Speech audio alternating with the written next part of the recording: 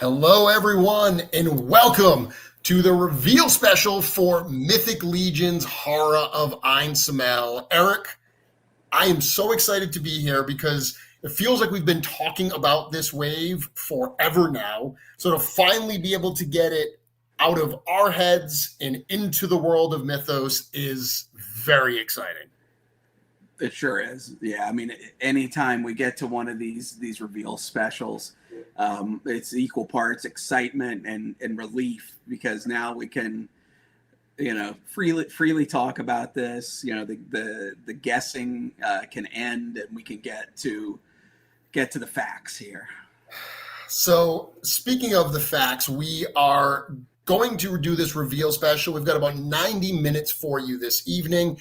At the end of this reveal special, the Store Horseman pre-order for the Mythic Legion's Horror of Einsamall wave will go live. We'll talk all about that throughout this evening, but we're going to kick it off. We revealed a little kind of like pre-reveal story recently to set us up for, this particular live stream. So a lot of times when we start these live streams, we read that little setup, but we've got something a little extra for you today. So sit back for just a couple minutes and we'll be back before you know it.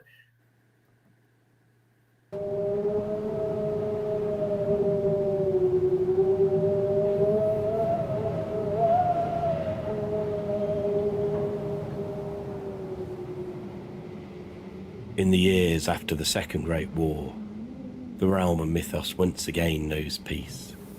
The heroic factions that make up the Legions of Light have banded together closer than ever before. It is a time of rebuilding and prosperity in the kingdoms of Mythos, yet there are also strange happenings in the far reaches of the realm.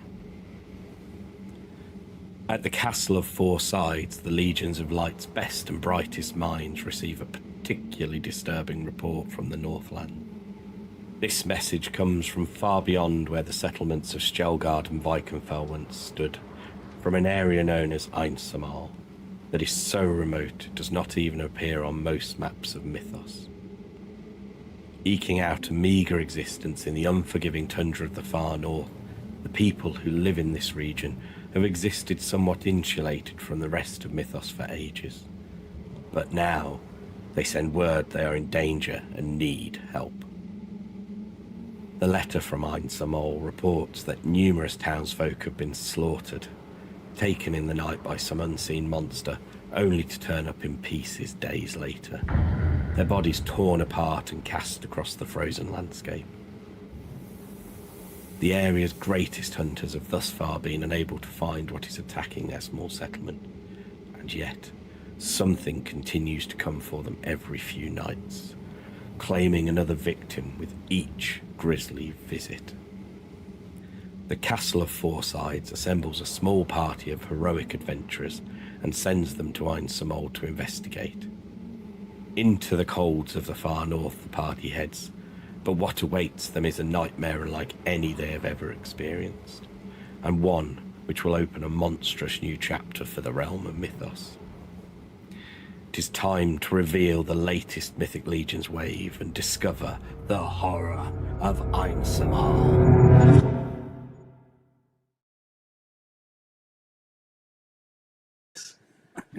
There we go. And I saw a bunch of people in the chat recognize that very distinctive voice. Thank you so much to Mal and the crew from the Euro Legions podcast for helping us out with that. Every time we write a little story, they tend to do a reading of it. And while we love to hear those readings after the fact, we wanted you all to hear it right tonight as part of this reveal special. So if you haven't checked out the Euro Legions podcast, be sure to do so. And with that, Eric, I think we are ready to get started. Are you ready to do this? I am. Let's get to it. Okay, so what we're going to do tonight as we reveal these is we're going to tell you a little bit about the story of the Horror of Einsamall. And our goal is to actually be able to release this story down the road. So we're going to tell you some of the tale tonight, but not everything. Now, this story is part of what we're calling kind of the third age of Mythos. So Our first story arc that we had is set in the Second Age, and that's the Rise of the Dark Four. Now, the last couple waves we've done, including the last mid-year wave we did, Ashes of Agmendor, that kind of fell right between the first story arc, the Rise of the Dark Four, and the second story arc that we have coming that takes place after that Second Great War. Eric, this is another wave that kind of is a bit more of a bit of an interim wave between those two arcs, but this is kind of starting to open that door to that second arc. We're starting to see a lot of new things happening in the Realm of Mythos here. Yes, I describe this one as a bit of, we've got one foot in the old story arc and in the mythos that we've known up to this point, and it's our first step into the new world, and but we're still teetering on that edge. So we haven't quite jumped in yet, but we're starting to see where we're going now. We are. So this is the map that we revealed at G-Con last year, kind of showing an expanded map of Mythos, a lot more than we've known of Mythos thus far. And one of the things that we said as part of that was we're going to visit some new locations. So we're seeing a new location here in this wave in the small village, the small settlement of Einsamall. While this is in the Mythos that we've known, it is the far, far north.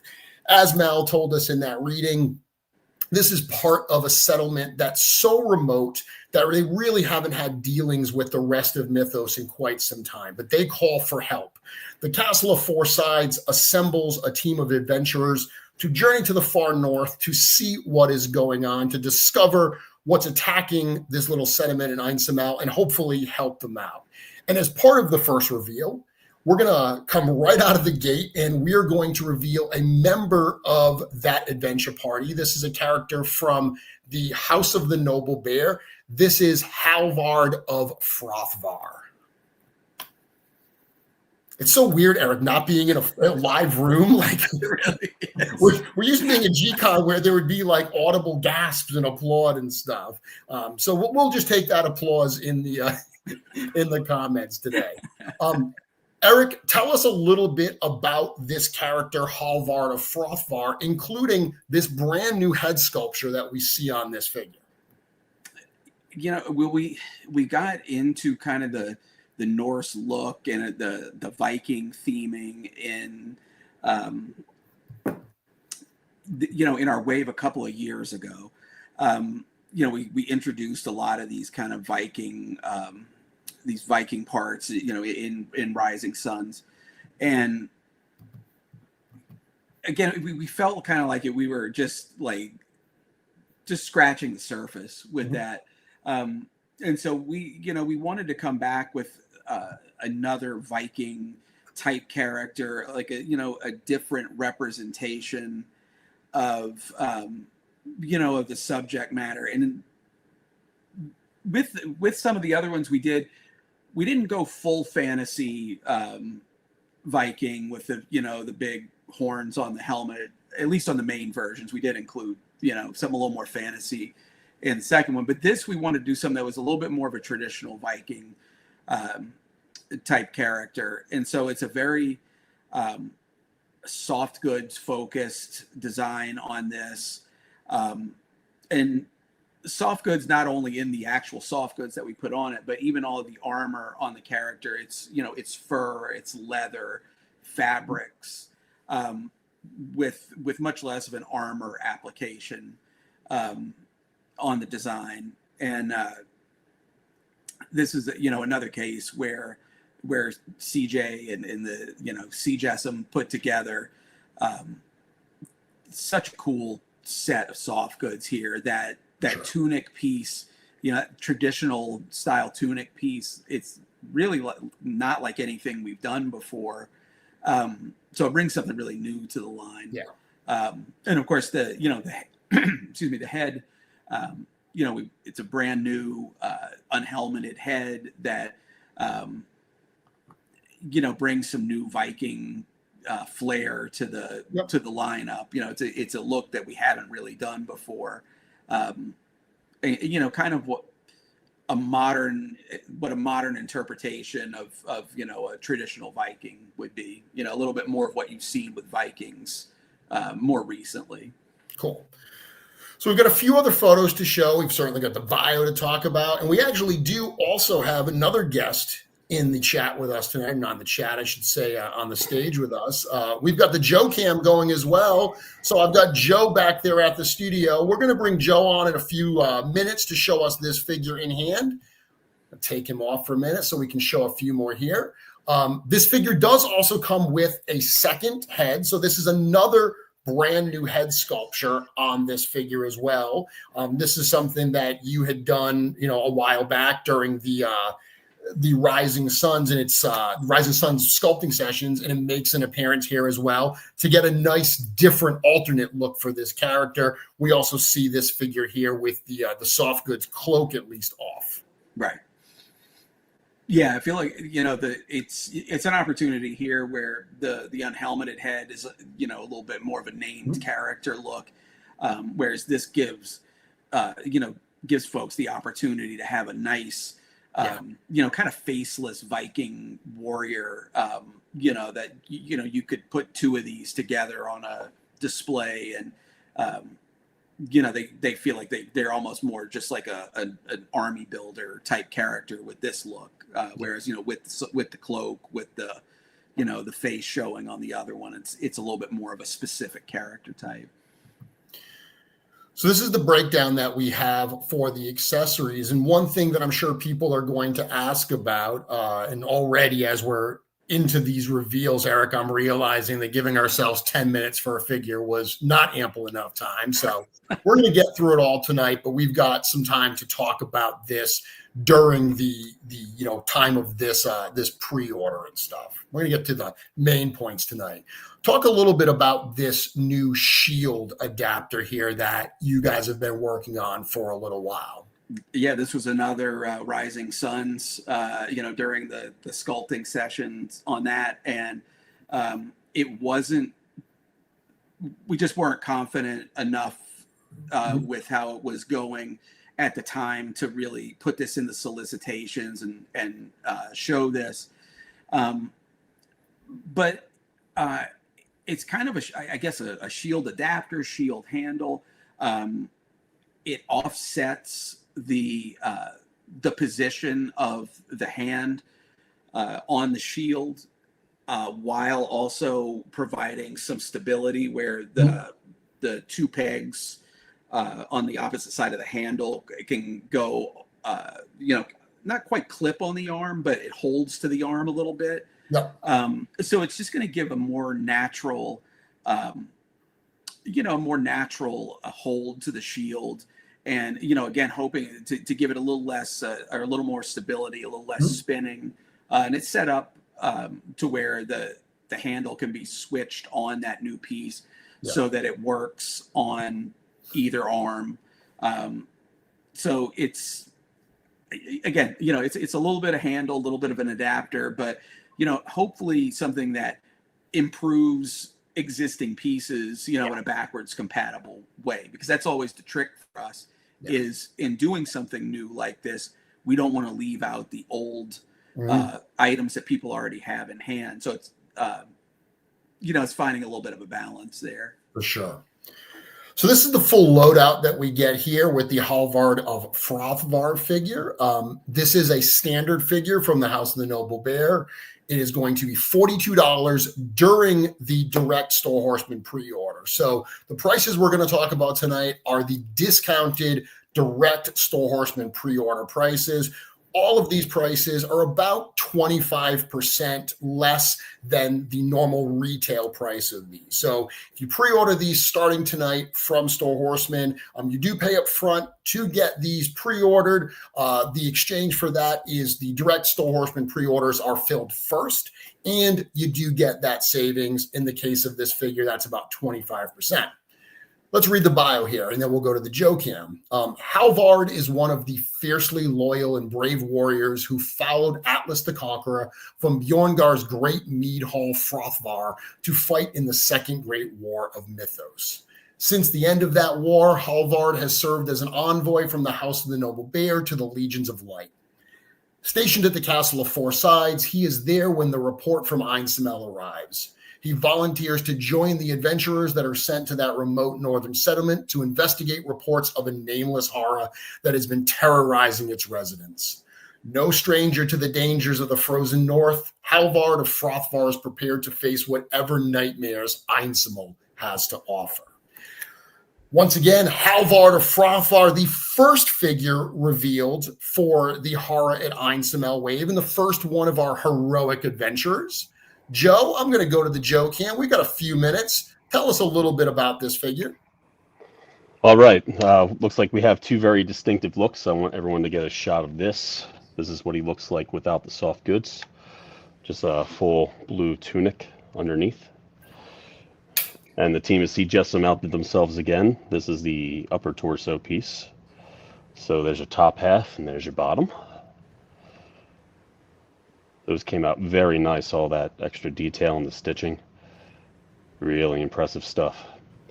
And here's our cape. It is sewn at the top. It is not something that will be disconnected, but is essentially a blanket with a brooch on it, which is really cool. And I want to get a nice shot of this shield adapter situation here. So you have the hole that'll accept any existing shield peg at the moment. I think the only thing it won't work with is a turtle shell. And that's how it stays on the arm. You have two clips at the top here that grab above and below. And then you have your typical shield handle right there. There's a peg on the top and the bottom, so if you want to switch this to the other hand, you can. But the idea is, and I'll be very gentle because this is a 3D print. So typically you would have your shield and it would be held there. So it is just off center. But now it positions the shield more as if it was being held in a more central position. And the idea is this should be compatible with other arms in the inventory. And it will be coming with other figures that may not have had it in its shot. I think right off the bat, Otho and Scapular Legacies. So that's very nice. So there is no Scapular Legacies, Joe. I think you meant Scapular from the Rising Suns wave. Oh, that's right. Yeah, I'm getting mixed up. No problem. Okay, Joe, we're going to put you off screen for a minute because we need to get to the next character. So the second character in the horror of Einsamall wave is another one of the heroic adventurers that journeys from the Castle of Four Sides to the far north. This is a representative from the Order of Etheron. So Terrence, you can mark that box off on your bingo sheet. This is Commander Igraine. And this, Eric, is one of the very popular Legion's Ladies figures. We've seen a really amazing level of support for some of our female Legion's characters. Nieve from the Rising Suns wave was such a big popular figure. I have a feeling that Commander Igraine is going to be another one that people are going to absolutely love, in part because of this wonderful new portrait sculpture here. Tell us a little bit about this character. You know, I mean, largely this figure was really all about the head. You know, like it really, like the head, the face,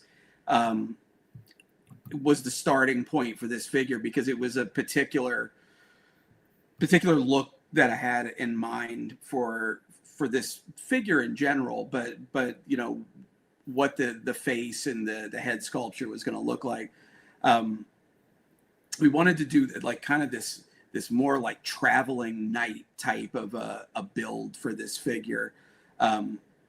So it, you know, and kind of, you know, I was talking about the materials like in the costume on the last figure.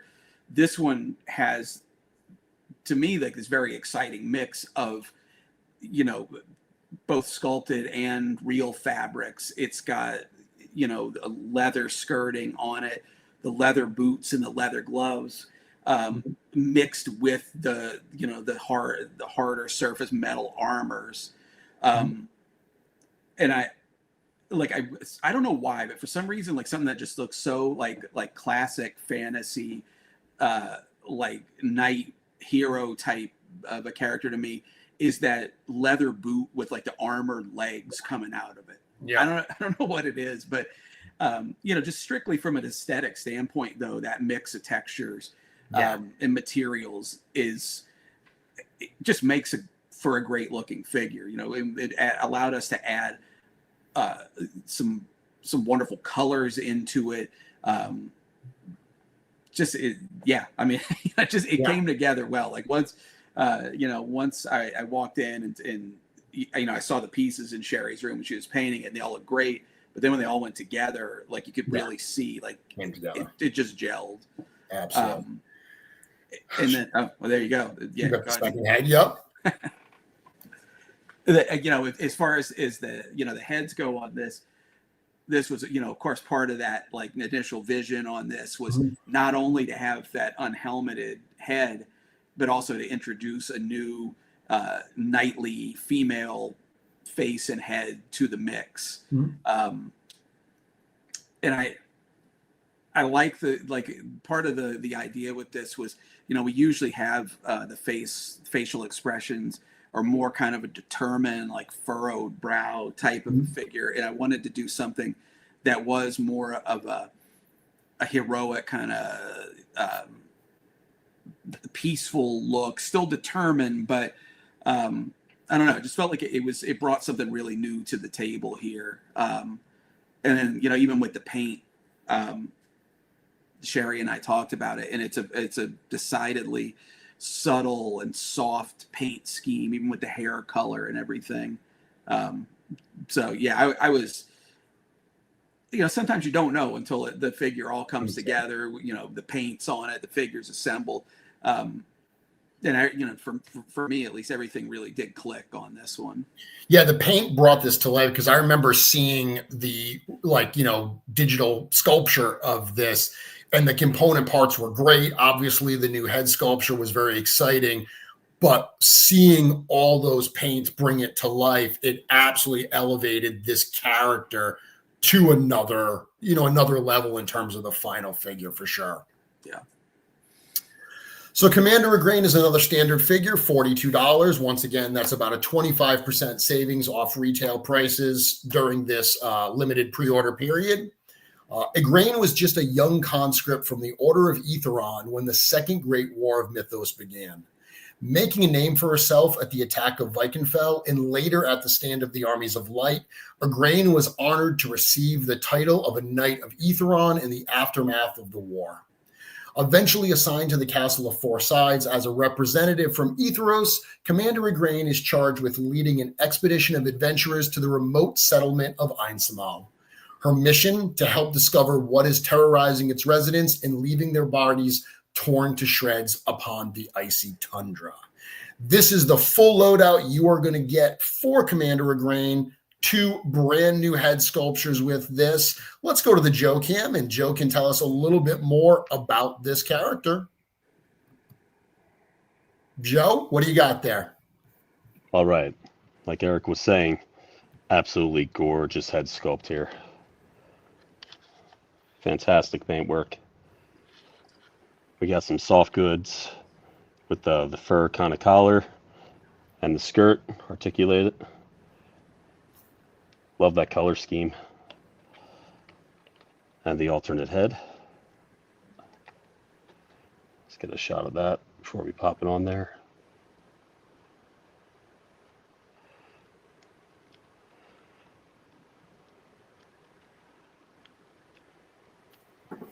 There we go. Yeah, she's a great addition. Very heroic.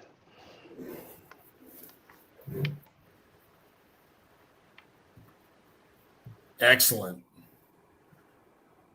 Yeah, she's a very exciting one. It's nice, like I said, being able to build out these adventure parties. It's nice to have these different types of characters. She works really, really cool alongside Halvard of Frothvar, which is, of course, one of the other members of this adventure party. But Eric, we're going to move on now, and we're going to talk about the next character in this wave. And we've already talked about new locations. So Einsamall is a new location, but that wasn't the only type of new stuff that we wanted to do. Interestingly, this mid-year wave traditionally for years was our All-Stars wave, which was purely reissues of existing older figures. And then a couple of years ago, we did All-Stars 5+, where we added a couple new figures, repaints, couple, new heads and stuff. Last year, we did the Ashes of Agmendor, which added a couple new pieces and some repaints. The year before that was All-Star 6, a wave which is, literally shipping now. So far, we've seen two, repaint style figures, because a lot of the body parts we got on Halvard and Igraine are parts that we've seen before with those great new head sculptures. But we wanted to add some brand new things to this wave as well. Not only new locations, but we had mentioned that we were going to see new races in this new story for Mythos. We also said we were going to see new factions. These are some very exciting things that I think a lot of our fans have been waiting for a while. So with this next figure, we said, you know what? Let's do a new race. Let's do a new faction. And let's go for the trifecta. And let's add a brand new figure scale into the mix as well. We've kind of been going bigger and bigger with, brutes and ogres and trolls. But I think it's time that we get a little smaller. So this next character is the first character that we are showing from a new group, a new faction called the Unsworn Northfolk. This is also our first ever imp scale figure, which is smaller. Burrus Birgerstori is also our first ever gnome in the line. So everybody say hello to Burrus Birgerstori. And Eric, tell us a little bit about this particular figure. And as amazing as this imp scale, this photo here is, you can't really get a sense of what we're seeing in context without seeing it next to another figure. So this is an example of what gnome scale looks like next to a 1.0. Tell us a little bit about this, Eric. It'll be hard to to keep this one down to a minimum. This photo is great to have in here because this is all about bringing a new figure size to the mix. We're calling it imp scale. This is something we've been wanting to get into the line for the longest time, and we knew when the right spot to bring it in was, and it now's that time. And again, it's the size is the top story with this figure. Even when I was working on this guy and getting the prints back, the size was looking good to me, looked cool, and it didn't really hit me until I actually pulled out an existing dwarf figure, and I think it was Halmir that I had in one of my cabinets over here, and put it next to it, and when I saw the two together, like this guy is tiny comparatively. Yeah. And so with that being said, it is an entirely new scale, new joint sizes, new articulation, rollout here, not fully compatible with any existing, 1.0, 2.0, anything like that. But there are some spots where, we're working to get some compatibility, such as we're hoping that the shoulders are going to work out to be compatible. The heads will be pauldron ports, things like that. So there will be, although they're considerably smaller and definitely considerably a new size of figure for the line, there will be some room to go backwards compatible with existing figures. Yeah, and that was a conversation we had a lot with this figure, is like, how compatible do we make it? some compatibility may sacrifice what we wanted to do for the figure. So, the idea from very early on was let's make the best possible imp scale figure we can. And if we can get some compatibility in there, that's great, but it's got to be, this new scale has to live on its own. It's got to be the best that it can be, compatibility or not. Yep.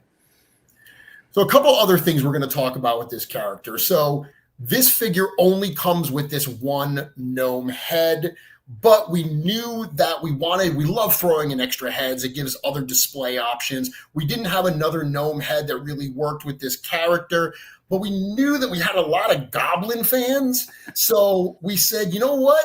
Let's put a goblin on here. And this goblin head, which is from our existing library, got thrown on. And I don't think it might have been Diego that was in the office who suggested doing a frost goblin. Diego, Joe, I think that there was a couple people that were pulling for a frost goblin. So the fact that we got that is pretty exciting here, because as amazing as the gnome is, now being able to also get this goblin in that smaller scale is a lot of fun as well. I mean, you just keep jumping back and forth like this. I mean, I've seen this, but it still strikes me that, that's two different figures there. Like the head is so different on it. And it's a funny little figure. Like, it's, it just, I love the way this came out. And it, I was talking about the compatibility factor. This is exactly why, we want at least certain spots on this figure size to be compatible. I mean, that's, that head on the original figure, with a new paint job looks completely different on this, shorter, stumpier body type. For sure. So yeah, I mean, just, yeah. So the challenges of this new scale, I mean, we've got a number of people have pointed out, we've got double jointed knees here. We're going to get some great posability with these guys. But one of the challenges is with that smaller scale, it doesn't actually lower the price for us really at all. Even though it's half the size of a normal figure, the raw plastic that goes into these figures is such a minimal part of the cost. The paint applications and so many other aspects really are what affects the cost. But one of the challenges we had is, okay, well, how do we make these figures feel like the same value as our other figures? And one thing that we've had a lot of success with recently with the Figure Obscura line is by adding diocentric elements to those packages. So that ended up being the direction we decided to take with this imp scale figure. We show a photo here of Burrus with that mug of brew because he comes with a whole setup, not only that mug, but he comes with this very large keg of ale and a stand and a tap, a really cool set of accessories that add that diorama style element into this figure. Yeah, I mean, that was, I remember even when we first released dwarves, some people questioned whether or not they were going to be a cheaper price. Those are much closer in scale than this. But as you said, paint costs, assembly, parts, all of that. We knew that the price on this would come in so similar to a 6-inch, figure in the line. And so we wanted to find a way to make sure that the value was there. So you felt like you're getting a full, standard figure price worth of figure product in this. And so this was the solution, like a large, at least one large prop item in there. And then that kind of led into accessories on this figure that were more diorama themed, like scenario theme type accessories, as opposed to a big weapon rollout. And the hands on these figures, the weapons on these figures are in line with 1.0, 2.0. So even though this character has a pickaxe and some tavern type accessories. Any accessory that, weapon, whatever that you've got in your your stash can go right in this figure's hand. Absolutely. So before I read the bio on this, one thing that I think is fun about this character is a lot of people ask us where we come up with the names for these characters. And a lot of times we look at words like, this is a very Nordic theme wave. So, a lot of the names of these characters, we were looking at like different Old Norse words and stuff. But we have a tradition of, kind of naming characters after people that we know. And sometimes when we do a tribute figure, it starts with the characters. When we did the Gaspar and Gorich figures for Legion's Con, that idea started with Chris and George, and everything was built around them. Most other times we actually do a figure and then the kind of tribute aspect comes up during the naming part of it. And that's what happened with Burrus here. There's one particular person that has been banging down the door for us to do gnomes for so long. Of course, I'm talking about our friend, Curtis Ackerman. Curtis is a great friend of the studio, one of the admins in the Cabal. So Burrus is actually a derivative of the name Curtis, and Birgerstori is kind of a loose Norse translation for big helper. Curtis has been such an incredible helper to this community, so we named this figure after him. And I think you'll see that his bio's got some little shades of Curtis in it. You're welcome, Pete. Burrus Birgerstori is, of course, the mayor of Einsamall. He's the innkeeper at the Einsamall Inn and Public House, and he is the mayor. Because Burrus Birgerstori traveled to the far north many years ago to mine Arctic caves rumored to contain untapped reserves of precious gemstones. Coming up empty in his search for treasures, the burrow gnome eventually found himself in the remote settlement of Einsamall. Slowly integrating himself into every aspect of the town's business, he became the proprietor of Einsamall's only inn and eventually found himself named its mayor. Burrus is the true heart of his community. It was he who contacted the Castle of Four Sides asking for help as Einsamall fell victim to an unseen threat, and he greets the heroes who answer that call once they arrive at the Einsamall Inn and Public House. Curtis is traveling today. He's with his beautiful wife, Darla. So congratulations, Curtis. You finally got your gnome. If you are friends with Curtis, please be sure to hit him up on Messenger and tell him how much you love him. With that, Joe, I think we got a few minutes where you're going to show us some cool stuff about Burrus Birgerstori. It's not a dwarf, but it's still pretty cool. Tons of detail in this guy. Lots of personality in there too.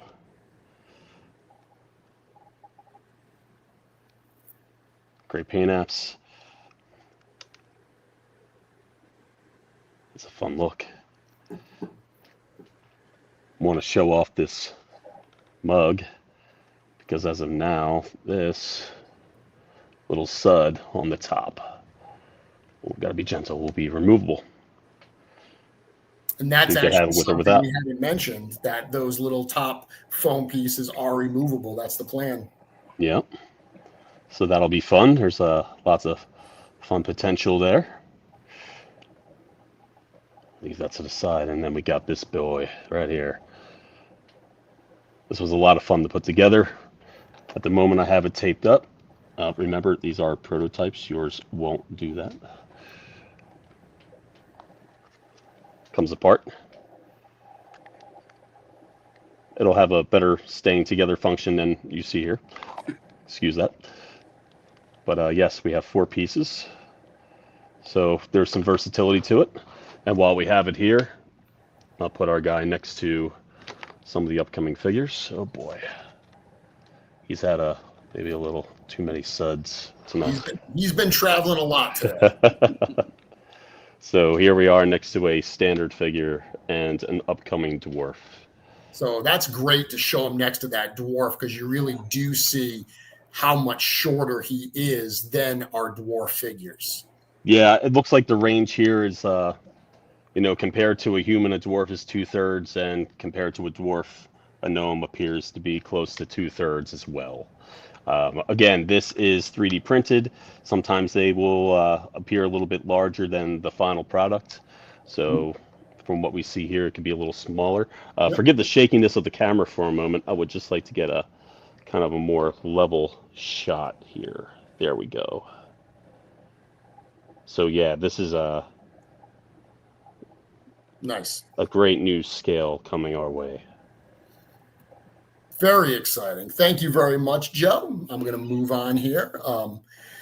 So, Eric, this is one of my favorite images from this reveal so far, is seeing Burrus greeting the heroes that visit the Einsamall Inn. The Einsamall Inn in Public House is kind of the center of Einsamall. You know, it's the place where the townsfolk kind of gather. It's their meeting place. It's where they go to speak to their mayor. And as cool as it is that we're including, you know, the ale keg in the mug with Burrus, we knew that people would probably want extras to build out their Einsamall Inn. So the fourth reveal in the Horror of Einsamall wave is the Einsamall Inn in Public House accessory set, which includes probably my favorite photo that Trevor took for this entire presentation, and that's this one right here. I love this photo so much. This is what this wave is all about right here, Eric. I agree. I don't feel like this should be one of my favorite photos in this. There's not a figure in sight, but I mean, you're right though. Like it captures the feel of what this town and this environment is all about. I mean, you know, I've talked many times about how I love these prop type items, and we did some sets in Cosmic. We've done it quite a bit in Figura. Yep.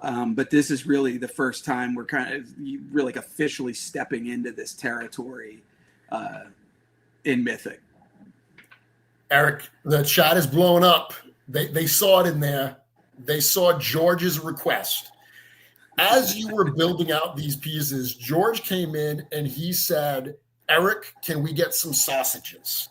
So this particular accessory set includes actually 4 different ale mugs, 2 of which are repainted versions of the ones that come with Burrus, and 2 of which are brand new to this set, all of which should have those removable foam tops.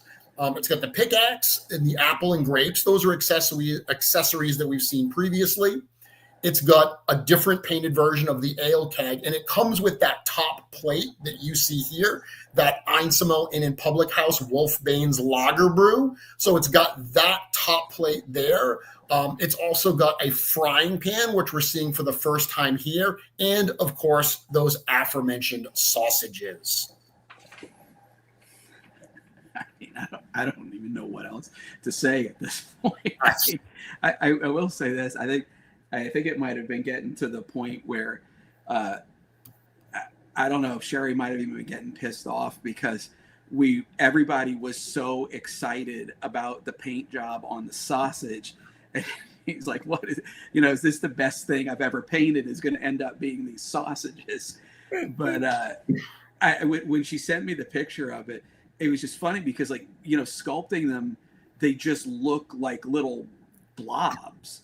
And then all of a sudden, there's the iron skillet and the sausages in it. And it just, again, like these prop things, these little, food items. Cool stuff. They're just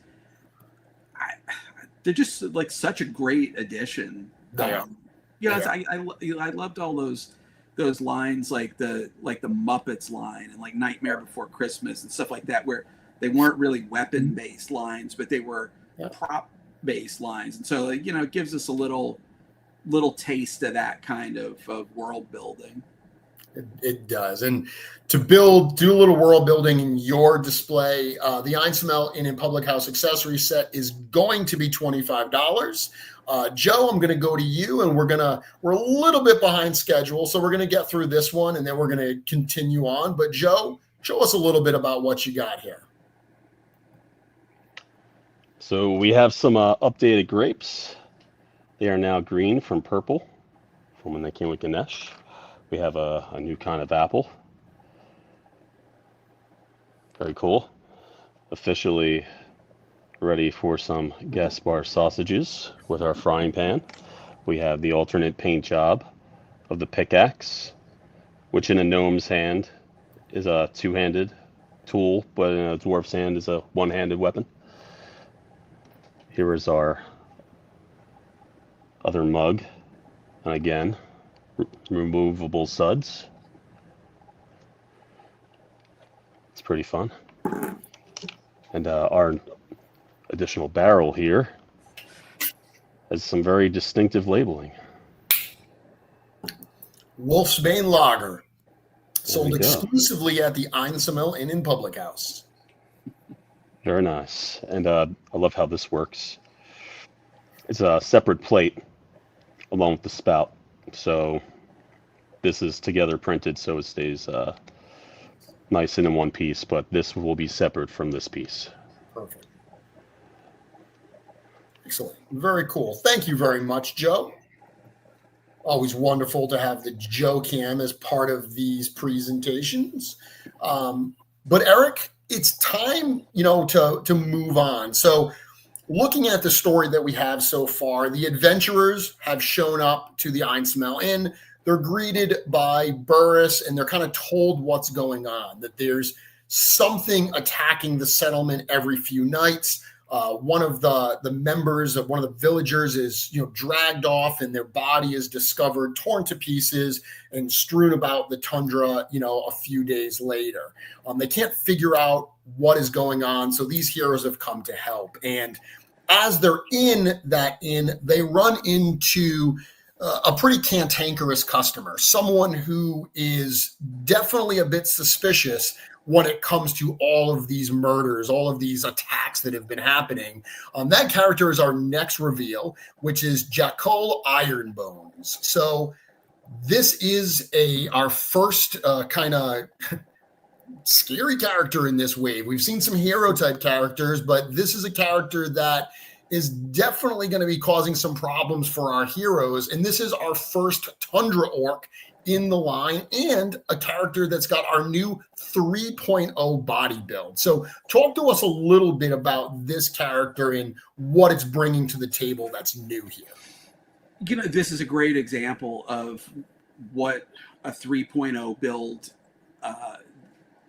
means to the line. And in this particular case, in the form of we're mixing existing parts, we're mixing new parts. And so it's not necessarily a cookie cutter articulation scheme on every figure. They're custom applied to each particular character. Mm-hmm. So like in this case, the knees are single knees. They're similar to what we have on the Anubis figure, for example. And that has more to do with compatibility with some of the parts that we're using on that. But with that being said, from the waist up, this figure has the mid-torso articulation. It has new neck articulation, butterfly joints, shoulder joints, mid-bicep, swivels, double elbows, standard wrists, but it's completely new build articulation wise from the waist up. Yep. Even compared to we saw some similar double elbow joints on the Golden Pride of Laodicea's figure, but that had the sleeves built in. This is a complete bare bicep upper arm build here. So aside from the more obvious, the brand new head and head attachments, this is giving an all new option for our basic muscle body build with, the updated articulation that so many people have been asking for. And this does come with a second head. Now, the second head is one of our existing orc heads, but this particular photo that removes kind of the armor and the fur really does a good job of showing some of that new body, where you see the way that those butterflies work and the bicep and the double arms. So this is one that I think definitely tells that story visually. Yeah, no, this is a great shot because so many times the figures have, the armor, the chest straps, and things like that cover up some of what's going on with that, which I actually, to me is a huge part of the design, because it's not all about seeing those articulation points. It's all blended in. Yeah. But that shot in particular does show what the base build on this particular figure, what the potential for posing is there.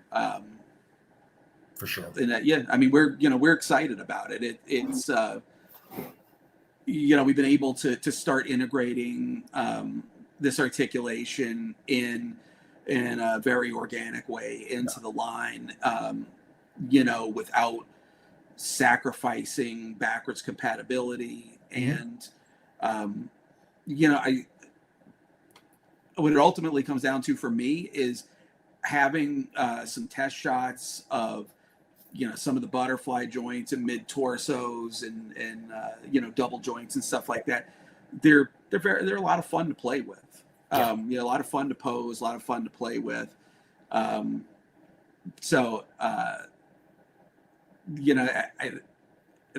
a lot going on with this guy kind of under the surface that really it brings something really new to the line at this point. I think that's important because, when we had shown, we introduced the 3.0 body at G-Con last year with the Reign of the Beast wave, we didn't have any samples from the factory in hand. So now that we've started to get samples and started to play with them, we're really starting to feel how that works on a Legion's figure. And I mean, we're more excited than ever for what this is going to be, what the options that they're going to bring to the table for our fans. 100%. So Jakull is also a standard figure. It's going to be $42. He is a hunter, and as I just mentioned, he is a tundra orc. He is also from our new faction, the Unsworn Northfolk. So we're going to learn more about that faction, and we're calling it a faction, but this is much less of the organized faction that we've seen in Mythos so far. This is much more of a loose group of characters. As you're going to see here in this bio, Jakull isn't even a member of Einsamall, but he still kind of falls under this grouping. So although not technically a resident of Einsamall, the tundra orc named Jakull Ironbones is well known within that remote community. A grizzled hunter who makes his home in the frozen peaks of the Northlands, Jakull comes and goes as he pleases, and most give him a wide berth for fear of rousing his unpredictable temper. As an unknown horror stalks the icy lands of Einsamall, suspicion falls on Jakull's Ironbones. Retreating to his hidden lair, he gathers his weapons and prepares to deal with his neighbors' accusations once and for all. So they're pointing the finger at this guy, Eric, and so far I don't think he likes their insinuations. to put it lightly. To put it lightly. Joe, tell us a little bit about this rough customer. He's definitely a grumpy fellow. So he's using the armor from Brute Scale, even though he is still kind of 1.0 scale, even though it's 3.0 body. We'll get to that. But we have the newly articulated arms. We have mid-torso joint, so we can swivel and pivot from there. One thing I'd like to point out, another great advancement from the team at CGSM is the soft goods. So it wraps around the back with this strap, and you pull it over the shoulders. So that's a neat way to have your soft goods attach. You have a joint here at the back of the knee, so you rotate and pivot from there. You can rotate from the top. Standard ankle articulation. Should have used more tape on that foot. And prototypes. as you can see, and And this is a terrific, absolutely terrific paint job, I gotta say. And that one is credited to Eric Miller. Eric is the one that did Jakull Ironbones. Yeah, he knocked it out of the park. Absolutely. Once again. Rough Thank looking you so fella. much, Joe. We are going to move on, Eric. We are now going to talk about our next character, Bylur Frostfurr. So what's going on in the story at this point is night has fallen. The characters, our heroes, go to bed, and in the middle of the night, they are awoken to these horrible screams as they all gather inside of the middle of the inn because, even though not a lot of townsfolk really would use the inn, there's not a lot of visitors here. This is where people are gathering for safety in numbers, but it doesn't seem to be helping too much. And the heroes quickly realize that one of their own is missing. They go looking for the member of their adventure party, cannot find that person. When morning rolls around, they find what remains of their one-time traveler, again, strewn about the ice, torn to shreds. The members of the adventure party immediately say, okay, something's going on here. We got to get back to the Castle of Four Sides. We've got to go get reinforcements. Commander Igraine says, no, we cannot leave these townsfolk alone. We owe it to them. We have to help protect them. But she cannot, keep her adventure party there. They all leave with the exception of Halvard. Halvard bravely says that there's no way that he's going to abandon these townsfolk, so they stay behind. They're now trying to figure out what is attacking the settlement of Einsamall, and their first thing that they're thinking is it has to be the tundra orc. We just had a run-in with the tundra orc, yesterday, and then that night, the member of our adventure party that kind of tussled with him ends up being, found dead. It's got to be him. So they want to find where the tundra orc lives, and they're told Bylur Frostfurr, he is the best tracker in the Northlands. He is the one to take you on that. And that's when they meet another brand new race for the Realm of Mythoss. This is the Vulpine tracker character, Bylur Frostfurr. And Eric, this is another imp scale figure. We've got 2 imp scales in this line. Yes, we do. If we're going to introduce a new scale, you can't stop with just one. We got to show off a little bit of what this, what this new size and scale has to offer. We knew we wanted to do a critter in this wave, and so the Arctic fox ended up being the choice for this. For me, I like this type of character. There was a point where I was a little reluctant to put this type of character in before we did Thistlethorn, and then Thistlethorn got a great reaction. So here, I felt a lot more comfortable going in, like doing a little character like this. But one of the things I really like about this is that, we saw the Burrus character.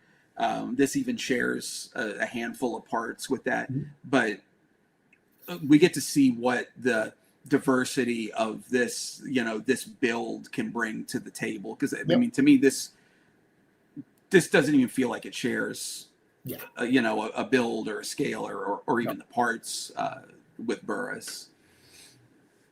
Yeah, for sure. It definitely provides a new look, and it stands differently, even a little bit taller side by side with Burrus, as we'll see in a comparison shot later. But it's interesting that you mentioned Thistlethorn, because I remember, that being one that you've talked before about not sure how, the reaction was going to be. And Thistlethorn is a major character in the story, but fans absolutely loved it. It's one that when we have it at shows, or when we used to have it at shows, it's long since sold out.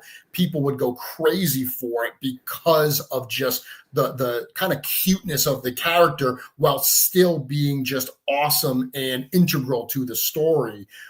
Similar to what we did with Burrus, where we included a second head that wasn't canon to the character, but just kind of adds some value and another kind of display option. We included the Thistlethorn head with this figure. So we've got a Frost Monk available with Bylur as well. This is the breakdown of accessories. And, one thing you'll notice, he's got that backpack, he's got that frying pan, but that photo that we saw from Trevor that has that campfire, that's not just a dio piece that he put in there as part of this. He loves using Carver Customs pieces, and Carver Customs makes absolutely amazing light up accessories. But that is the dio-centric piece that comes with this particular imp scale. With the gnome, we did the tavern barrel, the ale barrel. With this, we've got that campfire set. Yeah, I mean, this is, again, smaller figure. We wanted to put a large item in with this figure, wanted to put some prop style items. So, the campfire is his large scale piece. As you can see here, he also comes with a skillet. He's got the backpack, which you can hang the skillet off of. He's got the walking stick, which fits into the backpack. There's a couple loops on the backpack where you can, with more from a customizing standpoint, with use a little metal ring. You can hang some extra accessories on there. Yeah. Just for Cookie, I put a bedroll at the bottom of the backpack because he loves the bedrolls. He does. And I have to say, looking at that pack out image, it's just strikes me as very funny. For anybody who's paying attention to what's going on in the toy industry this week, campfires and iron skillets with sausage are having a very good week in the toy world. Like, how long without those things, like, on a shelf, and then all of a sudden you got multiple options on it. We got him. So Bylur is a standard figure, $42. While the diminutive Bylur Frostfurr is well known to the residents of Einsamall as the best tracker in the north, the Vulpine race has never been seen in Mythos outside of that far northern settlement. Fleet of foot with uncanny senses, Bylur immediately proves his value to the search for whatever is attacking Einsamall. Leading the party to the hidden lair of the Tundra Orc, who is the main suspect in the brutal killings, the heroes uncover a monstrous secret and realize that their problem may be much larger than they had bargained for. So, Joe, we're on bated breath here. We're getting close to the point here where something's going to be uncovered. So tell us a little bit about this cute little critter, because we got to get right back to this story and see what's going to happen to our adventurers.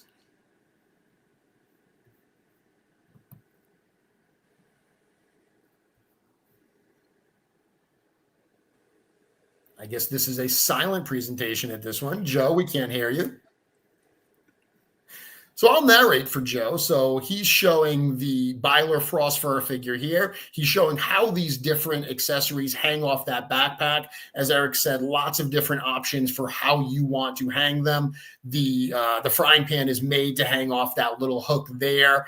The walking stick is made to go in the hoop, but you can see Joe has actually put that dart case in that hoop there. So there's a lot of different options that you are going to have for wanting to display and use that backpack. That's going to be for certain one of the accessories that I think people are going to be really excited to add from their fodder piles. He's now showing that campfire, and that campfire part comes off, so you can add an LED light underneath it in order to light that up, which is what Trevor did. Oh, he said 1 minute. Oh, then he's going to put an LED. We're going to see that live on camera. There we go. Oh, and he even shut the lights off. Look at that. Look at that, man. That Joe, Eric, what a guy. What a guy he is. Look at him. We're not even we're not even hearing Joe at this point, but he's nailing it. So. Amazing. Joe, thank you so much for that silent presentation. Okay, so now we're coming back, and they see a monstrous problem in front of them. That monstrous problem is Isbjorn. This is a figure, Eric, that I don't think is going to surprise too many people, because I think a lot of people guessed that this character was coming. A character who is very likely responsible for these killings in Einsamall, and that is this massive polar bear. Now, when we did Bodvar a few years ago in the Rising Suns wave, I think a lot of people expected we would repaint that figure. And this is the first repaint we are seeing. But before we talk about this figure, I do think it's worth addressing that the Rising Suns wave, that first bear came in Bodvar, that has now entered production. So that is in the production process at the factory right now.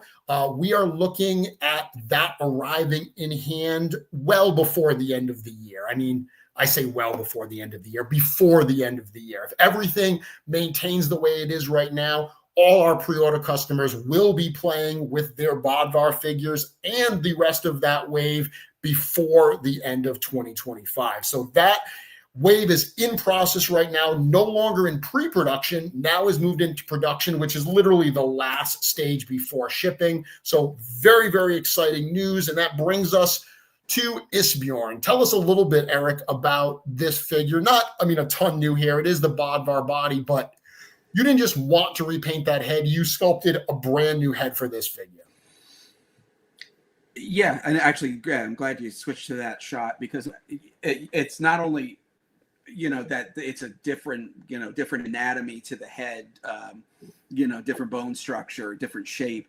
One of the things that really, when you break it down and look at the shape of a polar bear, is compared to, like a grizzly or something like that, the head size in relationship to the body is much different.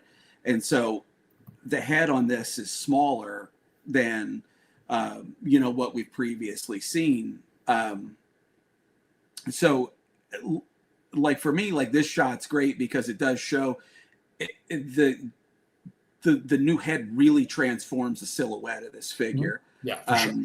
And I think, at the point, like when you get the two bears side by side down the road, you'll really be able to see, like, it creates a different presence with this smaller head on here. It's a sleeker shape, smaller size. So it gives, the figure has a different character to it, which, and then you combine that with the paint job on this and the cooler color scheme in general and kind of more monochromatic. And it all of that really, I feel like it breathes a lot of light and new life into this figure.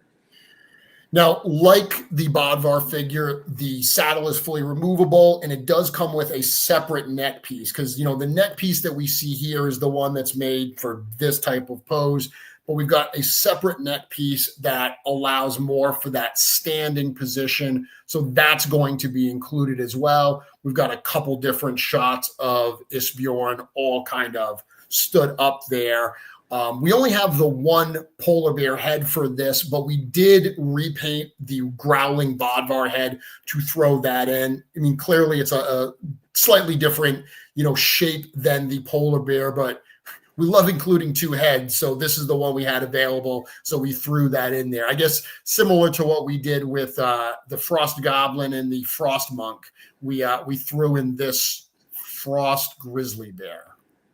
Yeah, I mean, we live in a fantasy world with Mythos, so an Arctic grizzly bear, why not? There you go. It just, we wanted to make sure. Again, you've got some display options. You've got some, it's some different ways of playing with this figure. If you happen to have two, you put two different heads on it. Yep. And just, we want to make sure that the value's there in what you're getting in that box. Speaking of value, Isbjorn, the beast figure, he is going to be $80, which is the same price that we did the Bodvar figure for. I mean, that was, a little while back. We did that. So same price on this here. It's about, I believe, 30% off of what the retail price is. That's the discount you're going to get during this pre-order period here. Isbjorn is the gigantic polar bear companion of the tundra orc Jakull Ironbones.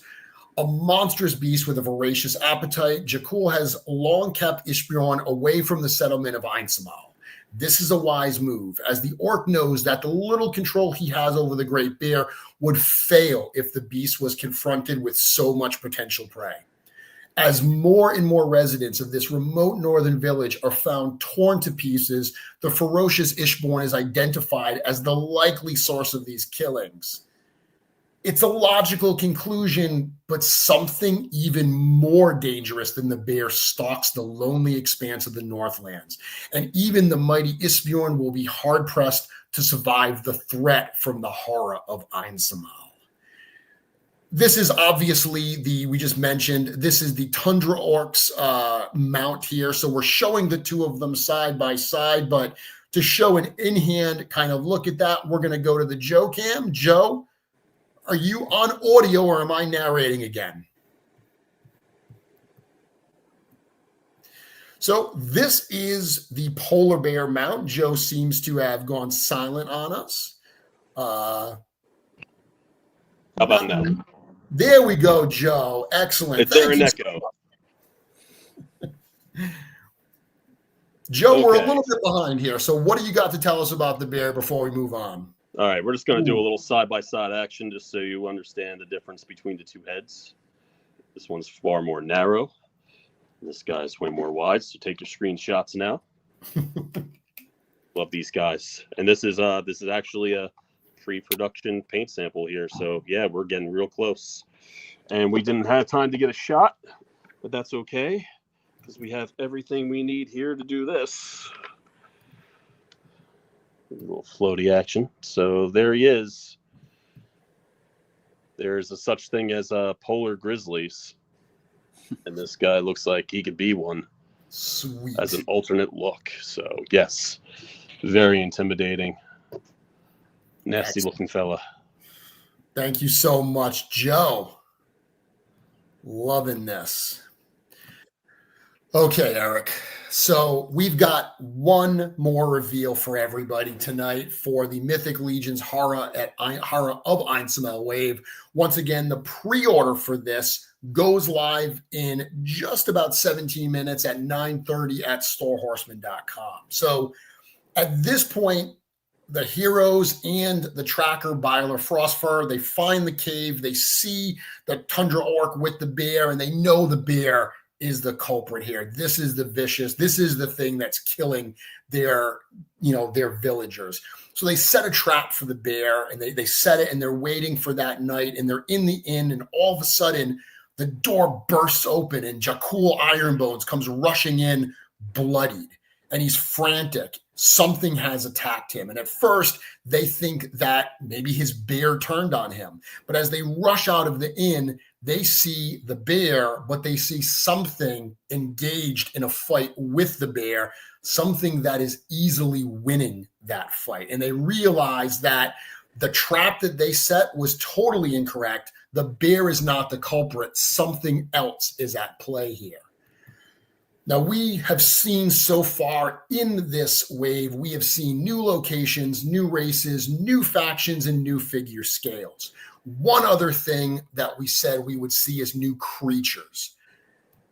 So what we are going to see now as the final figure, and let's read a little bit here. The ancient sagas of the Northlands tell of a monstrous creature called a Fenriken. Towering beast said to be the offspring of the great wolf.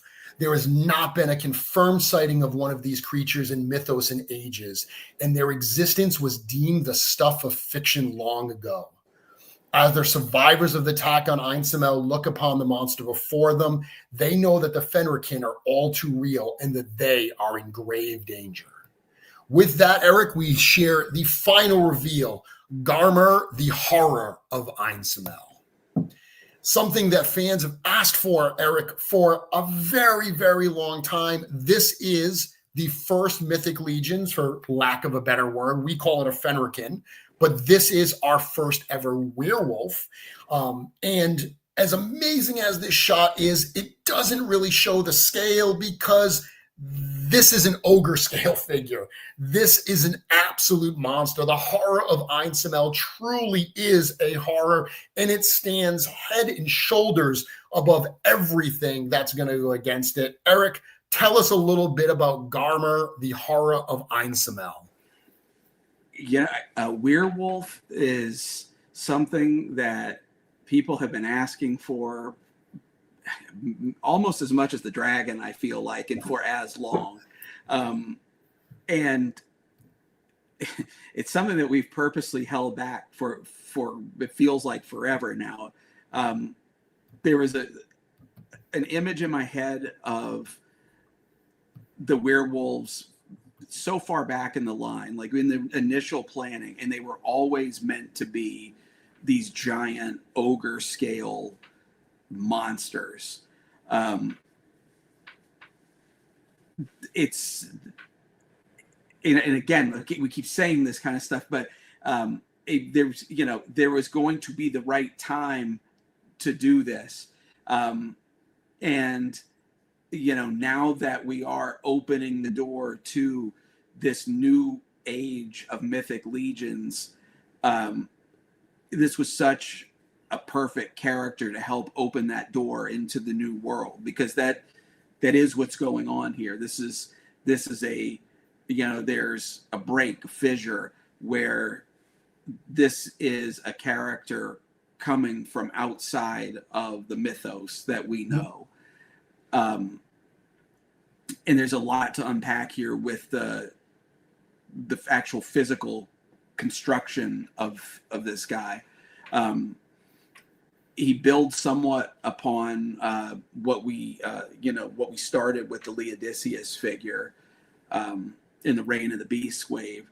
But once I actually got into developing this guy, I realized that some of the articulation was already dated on that figure, and largely in the case of this particular character is with the single knees. I wasn't able to get the crouch poses that we wanted for dynamic werewolf posing and a believable stance. So this has some of the upgrades that we started with Leodicius, like if you're going top to bottom, new neck joint, bicep swivels, we tried the double elbows on it. We ultimately stayed with the singles, but it's got a deeper bend than we're used to seeing on our ogre scale figures. The mid torso joint that we've seen on some of our figures like Arakagor and Leodicius, but then now in the lower portion of the figure, we've gone from the tail style that we've done on some of the earlier figures to an actual ball and socket tail joint at the base. We've got the double knees, mid calf, and then with the extra joint in the leg, there's even an extra articulation point down in the ankle area. Yep. So the posability on this figure is just top of the line as far as ogre scale is. And then the other part of this figure that I had some fun with on this, and I think is a really cool part of what we're seeing here, is the armor. Mm-hmm. There's a story in that armor. We're seeing an armor scheme, is particularly in those pauldrons and in the chest armor that we haven't seen before. So it's starting to, we're getting a little taste of some cultures that we haven't seen thus far. And I don't know, have you shown the other alternate look yet? So I've shown this alternate head. Well, I mean, what's interesting is you're mentioning the armor. Some people are asking, oh, so this is a member of Alithya's brood. And the answer is no.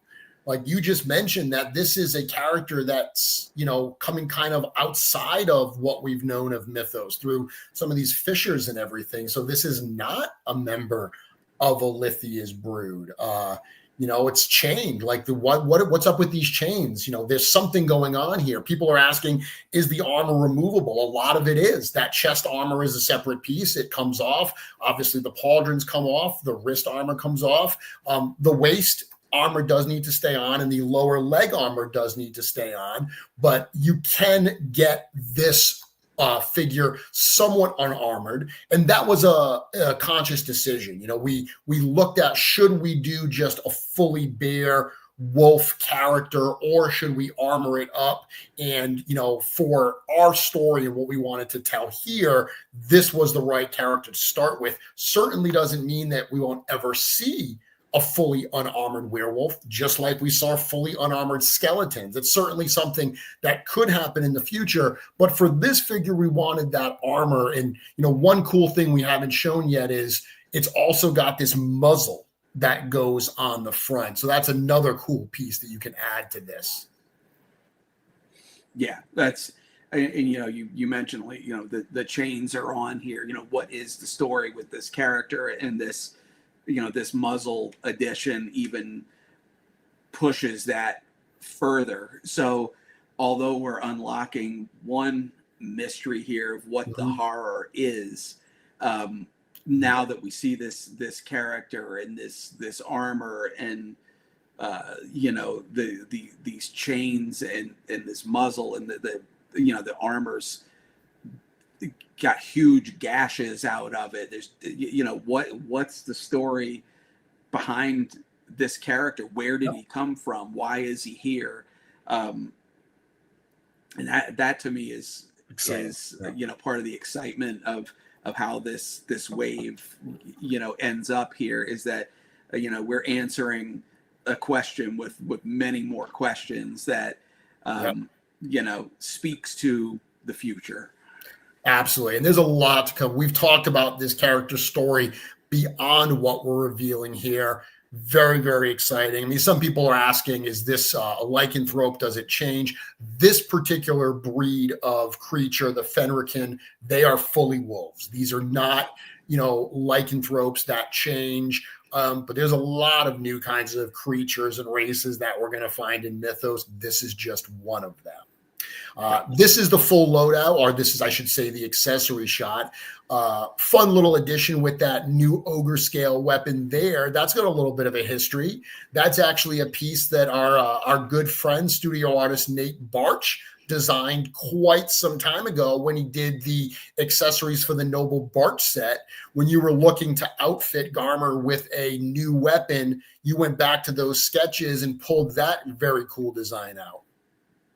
Yeah, I mean, it's an amazing design with that obsidian blade and the bone handle. And with this particular figure, we wanted to bring a new type of ogre scale. There he is. There he is. Hey, Nate. We wanted to bring a new type of weapon to the ogre scale arsenal.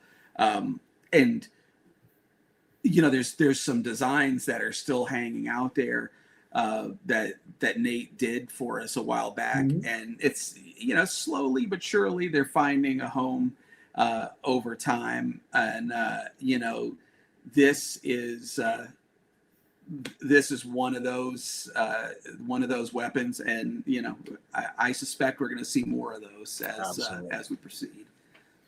So Garmer is an ogre scale figure. He is also going to be $80, similar to what we priced the Leodicius at on the Reign of the Beasts wave.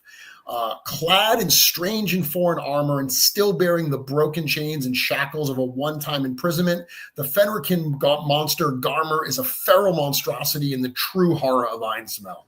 Killing seemingly indiscriminately, the Fenrican beast violently attacks the residents of the small settlement as they stand before him in stunned silence. The heroes of Einsamall are no match for the monster's strength, but the flames of a carefully thrown torch ignite the creature's fur, buying those heroes a moment's respite and a chance to barricade themselves inside the town's inn.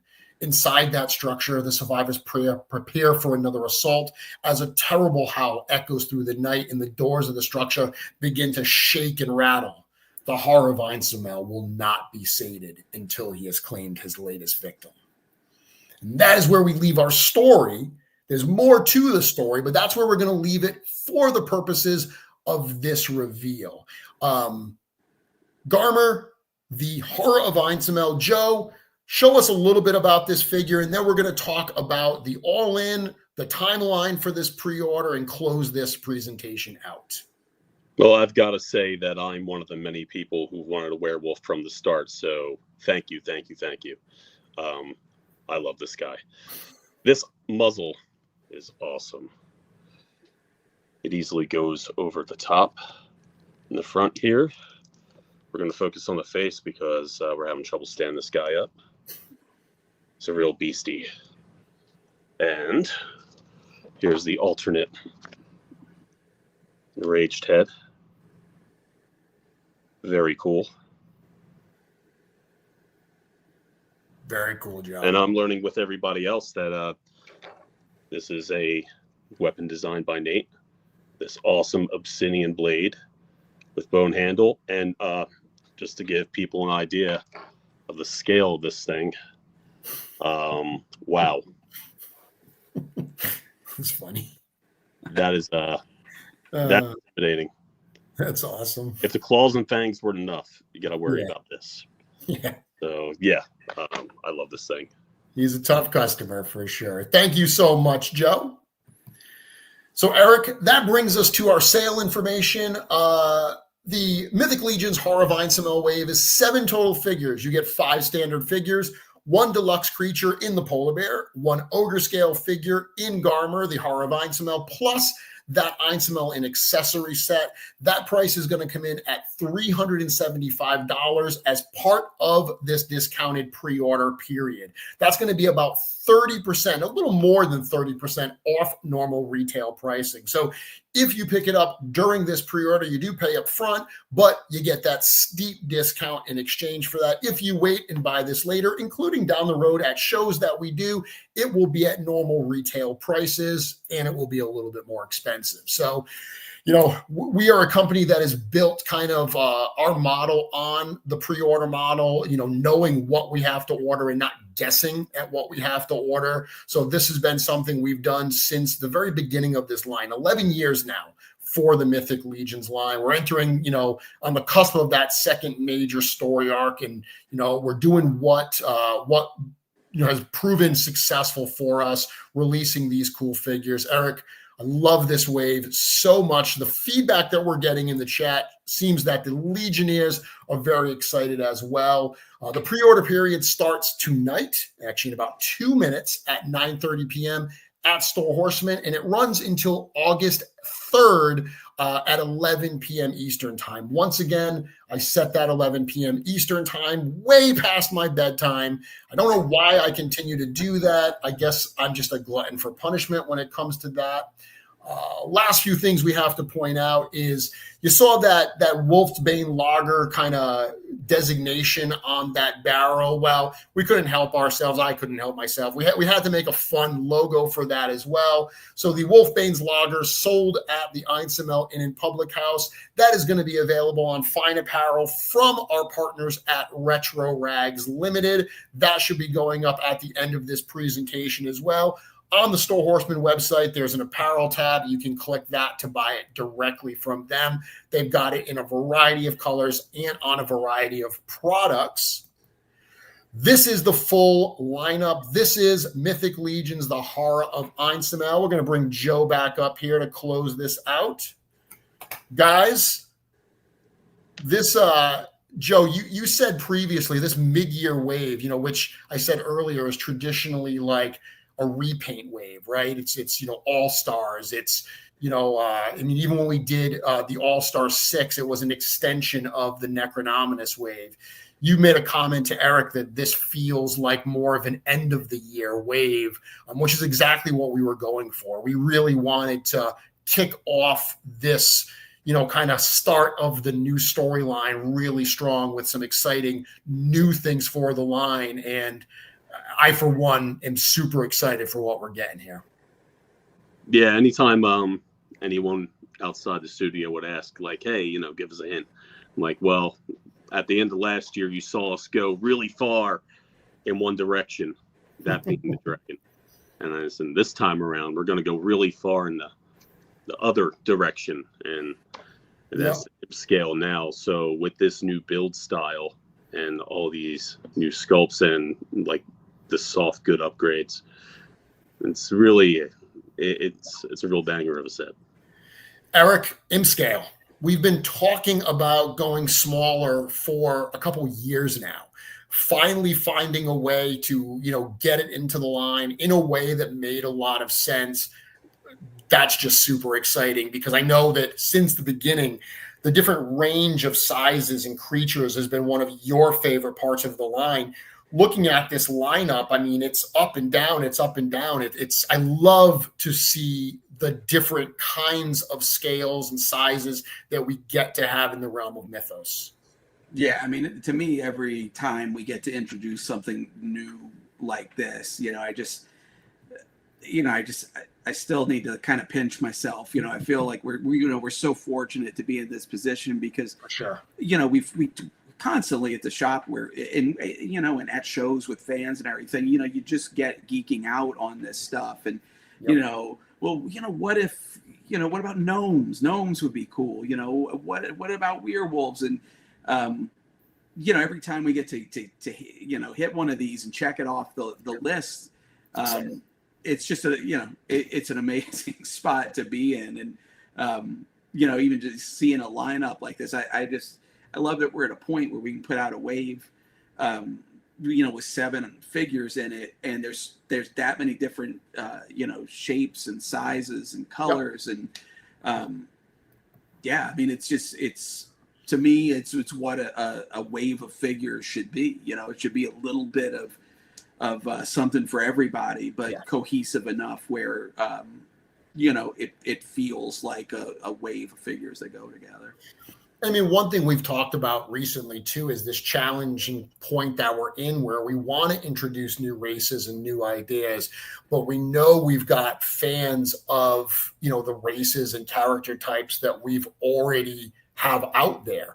We've done a lot of dwarves, we've done a lot of goblins, but finding ways to get them to have a presence in a wave where it's appropriate, putting that goblin head on the gnome is going to make that certain fan's favorite figure. I mean, certain fans, it's going to be their favorite figure because it's a gnome and that's something they're super excited about. But someone that just absolutely digs the goblins, working that stuff in is really, really exciting. And I think, the team that we have is always looking for ways, Joe in particular, always looking for ways that we can add new pieces that open up additional possibilities. So I really love not only this wave, but the kind of precedent that it's setting for what we're going to start seeing in these future Legions releases.